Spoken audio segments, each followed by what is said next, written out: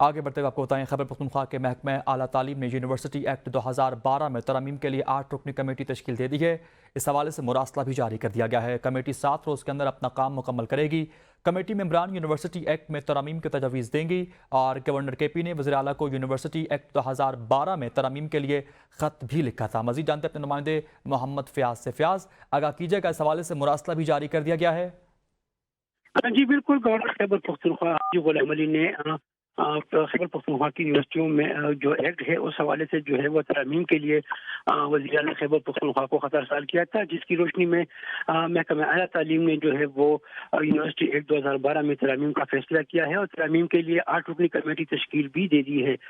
Committee کو 7 دن میں 70 اشاعت تیار کرنے کی ہدایت کر دی گئی ہے، جبکہ کمیٹی میں ڈاکٹر شفیق الرحمان جو ہے وہ کنوینر مقرر کر دیے گئے ہیں، اور 7 ممبران بھی شامل ہیں جن میں محکمہ اعلیٰ تعلیم کے ماہرین اعلیٰ تعلیم بھی شامل ہے، جبکہ یونیورسٹی کے وائس چانسلر بھی اس کمیٹی میں شامل کیے گئے ہیں۔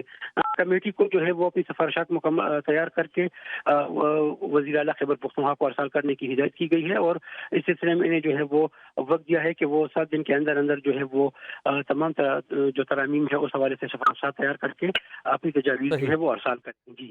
نمائندہ بی نیوز پشاور سے محمد فیاض ہمیں آگاہ کر رہے تھے، بہت شکریہ۔